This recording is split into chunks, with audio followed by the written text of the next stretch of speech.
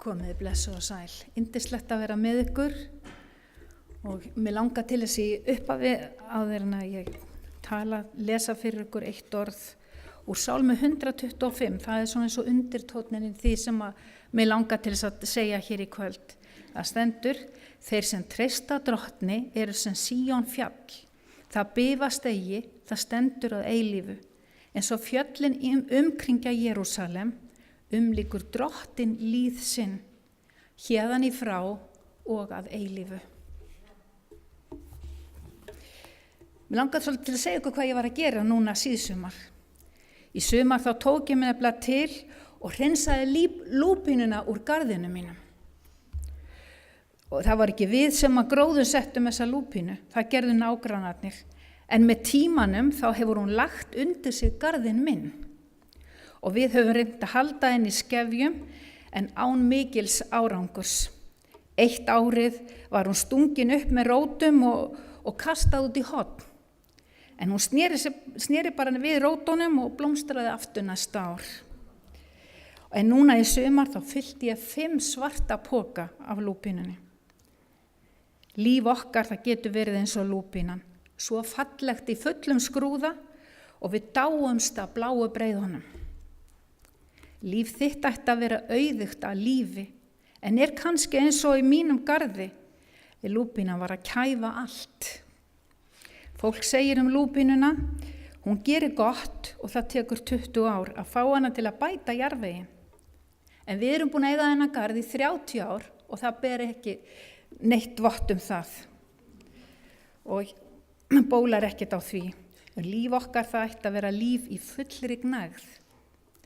En það kannski eitthvað sem að kæfir líf þitt til þess að það getur blómstrað.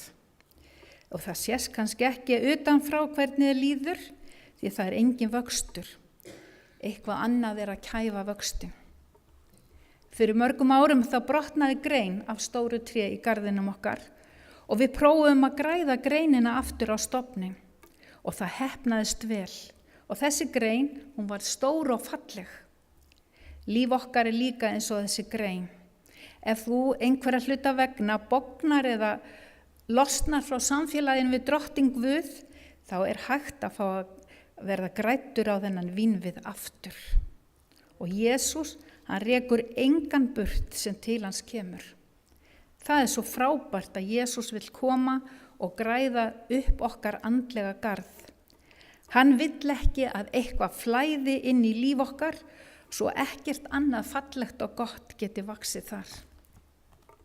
Sumt fólk er biturt og reitt af því að það nær ekkert að blómstra annað en biturleiki eða reiði í lífið þess.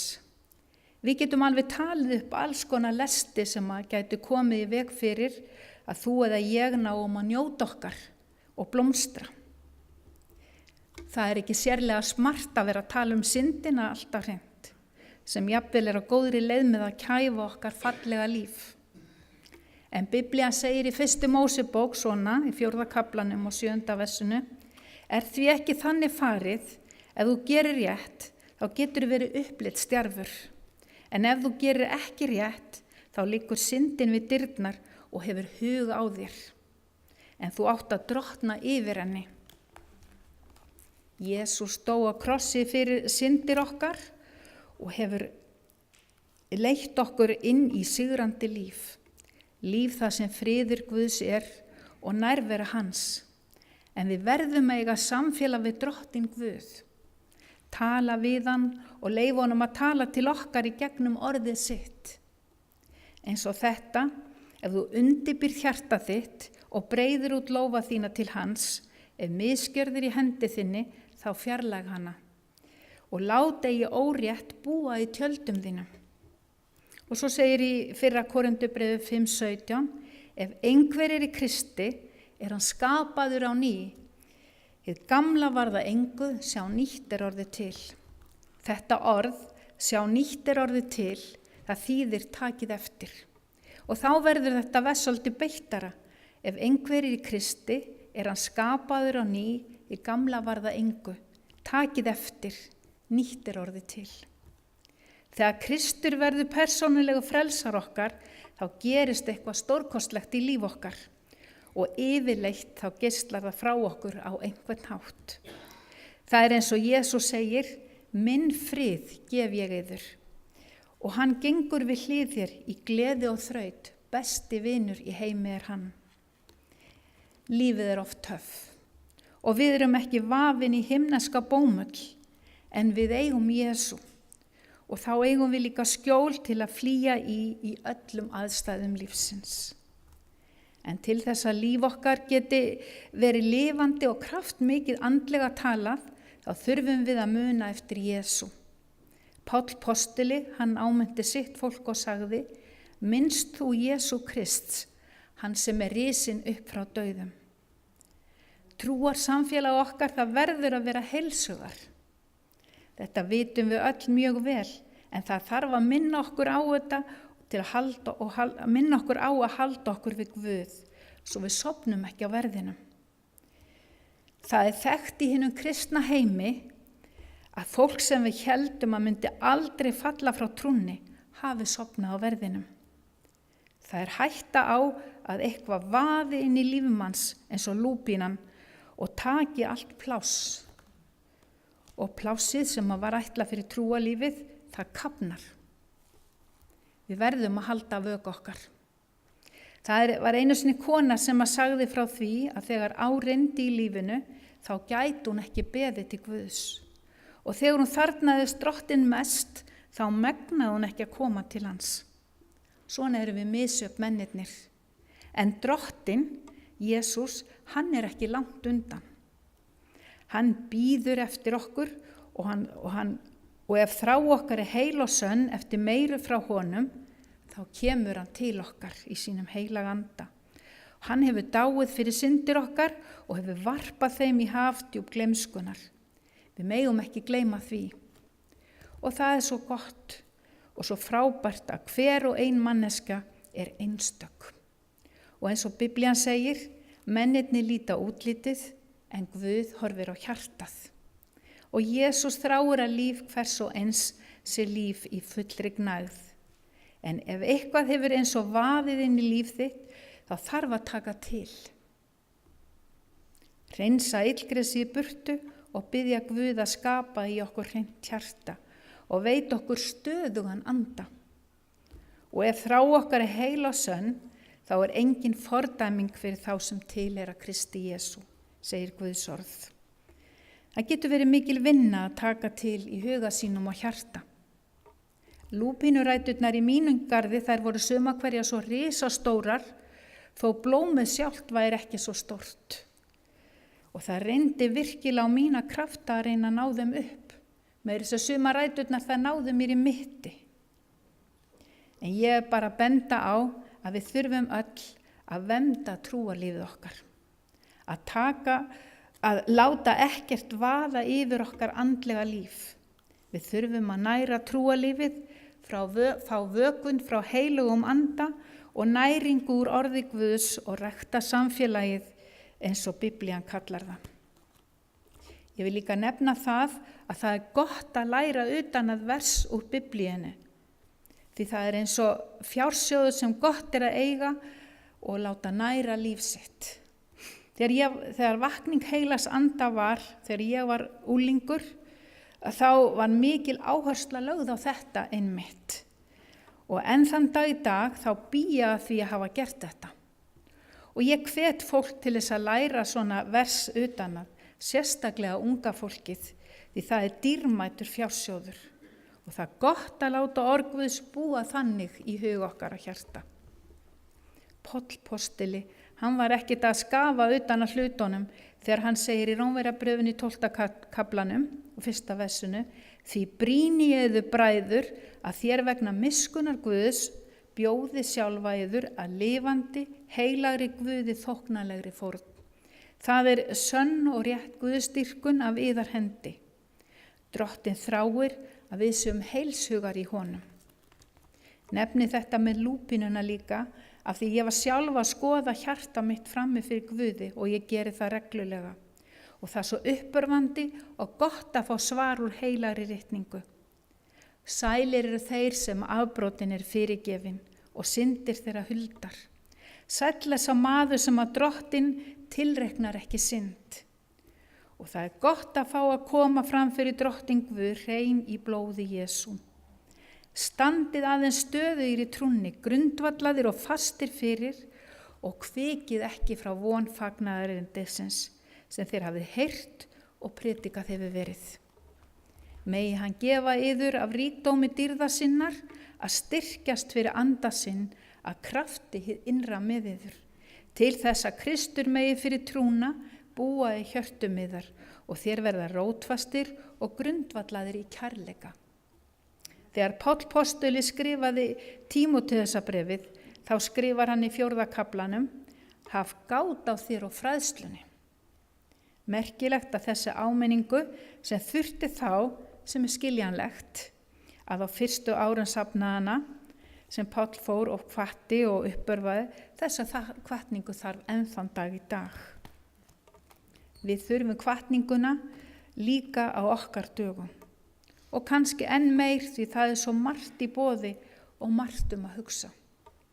En náð Guðs og kærleikur er til staðar og Jesús horfir ekki á syndina, hann horfir á syndaran og vill reisa hann upp. Hann hefur varpað syndum okkar í hafdjúp gleymskunnar. Hvern nýjan dag þá megum við koma fram fyrir Guð og leggja öll okkar mál fram fyrir hann, því að náð Guðs, hún nægir okkur öllum. Og það segir í Efesusbrefinu að í trúnni á Krist eigum við öruggan aðgang að Guði. Drottinn Guð er ekki eins og einhver háttsettur sem þú þarft að ná tali af og það er alls ekki gefið að sá hinn sami veiti þér viðtal. En hér er annað upp á teningnum, því að trúnni á Jesú Krist eigum við öruggan aðgang að Guði. Við, þú og ég, við megum koma fram fyrir Guð örugg og við fáum áheyrn. Bænin og innlagt samfélag við Drottinn Guð er aðgangumiði að hjarta Drottins Guðs. Eins og segir í Hebreabrefinu 10:19, við megum nú bræður fyrir Jesú blóð með djörfung ganga inn í hið heilaga, þanga sem hann vígði á svegin, nýjan veg og lifandi, inn í gegnu fortjaldið, það er að segja líkama sinn. Látum oss því ganga fram fyrir Guð með einlægum hjörtum í öruggu trúatrausti. Þetta er staður handa þér. Og sem svar Drottins Jesú við því að fá að koma fram fyrir hann, stendur í Rómverjabrefinu 8. kaflanum og 34. versinu, svar sem að mér finnst svo gott að lesa. Hann er upprisinn, hann situr við hægri hönd Guðs og hann biður fyrir þér. Og í Hebreabrefinu 7:25 stendur Jesú að hann ávallt lifir til að biðja fyrir okkur. Hvað er betur en það? Það er bara svo gott að vita þetta. Og ef það einhver tíma hvarflar að þér að þú eigir ekki fyrirbiðjanda, þá skaltu muna þetta, hvað Jesús er að gera á himnum. Því að þín neyð er hans neyð og við eigum nafn okkar ritað í lófa hans. Það er skemmtilegt að lesa það sem Páll postuli skrifar til safnaðarins í Þessalónikubrefinu í 2. kaflanum. En þar skrifar Páll að hann þakkar Guði fyrir að söfnuðurinn veitti því orði viðtöku sem hann boðaði. Svo segir hann, það sýnir kraft sinni í yður sem trúið. Það þýðir að það sást á lífi fólksins að breyting hafði orðið. Og þegar við lesum í 1. kafla Þessalónikubrefsins, þá er það kveðja og bæn frá Páli postula, hann segir, við þökkum ávallt Guði fyrir yður alla, við minnumst yðar í bænum vorum. Guð elskar ykkur, bræður, og við vitum að hann hefur útvalið ykkur. Og fagnaðarerindið kom eigi til ykkar í orðum einum saman, heldur í krafti og heilugum anda. Nefni þetta hér, því það kemur fram að kraftur orðsins, það kom augljóslega fram í lífi fólksins þegar það kynntist Guði. Við hér höfum flest öll gengið dágóðan tíma með Guði og höfum tekið á móti orði trúarinnar. Og það styrkir trú okkar að vita að Jesús sé á himnum og biður fyrir okkur. Og ef við hrösum, þá megum við koma aftur til hans og þiggja fyrirgefningu í blóði hans. Því það gerist að okkar andlegi garður, hann fyllist af einhverju eins og lúpínan í mínum garði sem vill kæfa.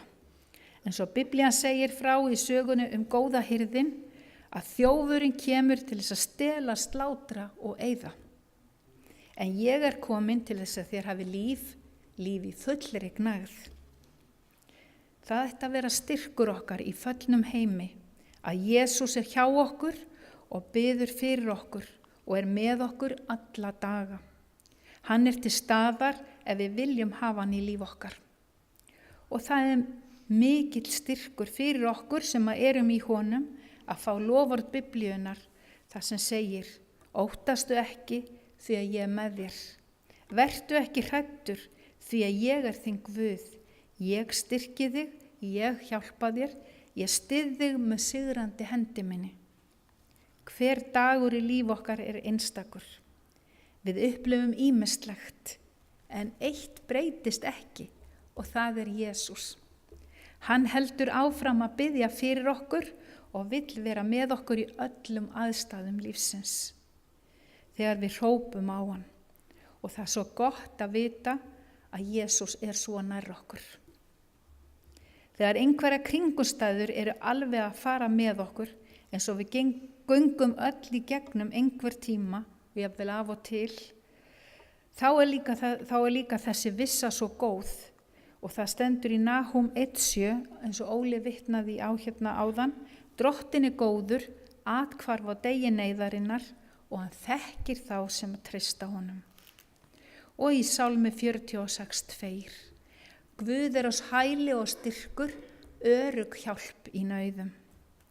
Og það eru fleiri svona bæna ákall í sálmunum. Drottinn Guð minn, hjá þér leita ég hælis, hjálpa mér undan ofsækjendum mínum og bjarga mér svo þeir rífi mig ekki í sundur eins og ljón og tæti mig í sundur. Og í Sálmi 142 stendur: Þegar andi minn örmagnast í mér, þekkir þú götu mína. Og í Sálmi 72: Lát miskunn þína koma fljótt móti oss, því að við erum mjög þjakaðir. Allt þetta sem ég að vitna í bara eins og hjá fólki. Allir glíma við eitthvað. En það svo lærdómsríkt að í þessum sálmum þá kallar Davíð á Drottinn sér til hjálpar, af því að hann hefur reynslu af miskunn Guðs. Að miskunn Drottins Guðs ekki þrotin og hún ný á hverjum degi. Og svar Jesú Krists svona: Komið til mín allir þér sem erfiði og þungar byrði berið, og ég mun veita yður hvíld. Höldum áfram að láta Biblíuna tala. Ég styrki þig með hægri hendi réttlætis míns. Og í Sálmi 91: Því að þín vegna býður hann út englum sínum til þess að gæta þín á öllum vegum þínum. Og í Sálmi 23 sem við þekkjum svo vel: Þó ég fari dimman dal, óttast ég ekkert illt, því að þú hjá mér. Og heyrum hvað Job segir það að lenda í hremmingum. Ég myndi snúa mér til hins almáttuga og bera málefni mitt upp fyrir Guð, honum sem gerir mikla hluti og órannsakanlega. Hér frábær reynsla af trúna á Guð. Því Jesús í gær og í dag hinn sami og allar aldir. Og hér orð úr Hebreabréfinu 13 sem mér þykir mjög vænt um. Ég mun alls ekki sleppa af þér hendinni og eigi heldur yfirgefa þig. Á ákveðnu tíma í mínu lífi þegar ég var í miklum vandastödd þá leitaði ég Drottins eins og ég geri enn, og ég var alein lengst út á landi í mjög vondum kringumstæðum. Og þá fékk ég þetta orð úr 5. Mósebók 33. kaflanum og 25. versinu: Slár þínar sé af járni og eir, og afl þitt réni ei fyrir en ævina þrýtur. Engin sem Guð Jesrúm sem ekur yfir himinin til hjálpar þér. Og ég tók við þessu orði og allt fór vel að lokum. Ég vil fylla minn andlega garð af svona góðum biblíuversum sem að gefur mig styrk og sem ég get miðlað öðrum af til uppbyggingar og blessunar. Ég segi þetta við ykkur til hvatningar að lesa Guðs heilaga orð, því það er okkur gefið sem leiðsögn og ljós á vegum okkar. En svo stendur í Sálmi 23, jafnvel þó ég fari dimman dal, óttast ég ekkert illt því að þú ert hjá mér. Mundu það, kæri vinur, ef þú ert á þessum stað og þér líður illa, þá er Jesús þar hjá þér. Þú ert ekki einn. Ef að við eigum að vaksa í Guði og ef þessi kirkja á að vaksa, þá þurfum við sem einstaklingar að byggja okkur upp í trúnni á Guð, heima hjá okkur og styrkja okkar trúa líf. Og orðið segir, hann á að vaksa en ég á að minnka. En það þýðir ekki að við eigum ekki að vaksa í honum. Það þýðir hins vegar að Jesús hann á að fá meira pláss í líf okkar. Við verðum að gera köllun okkar og útvalningu vissa. Annars getur það gerst eins og með lúpunina sem kom sér fyrir í garðinum okkar. Hún var svo plássfrek og var að kæfa allt. Er eitthvað sem er að kæfa trúalífið okkar? Við förum ekkert að vaksa í trúnni fyrir en við höfum búið til rými fyrir drottning Guð í líf okkar. Ég veit fullt af fólki sem hafði ekki tíma til að fara í ræktina en það bjóð sér til tíma, vaknaði fyrr eða fór eftir vinnu. Ég vildi óska að okkur gengi jafnvel að byggja okkur upp í okkar helgustu trú og búa okkur þannig til tíma. Ég veit að margir standa sér vel í þessu en við þurfum hvatninguna. Ég bið Guð að gefa að við látum ekkert vaða inn í líf okkar og hefta vöxt okkar í trúnni á hann, eins og lúpínan í mínum garði. Og það voru engar smá rætur, sumar náðu mér í mitti, fyrir utan blómið sjálft. Látum ekkert slíkt gerast í okkar trúalífi. Styrkjumst heldur í drottni og krafti máttar hans og verum fólk bænarinnar og þau sem leita eftir nærveru heilags anda. Amen.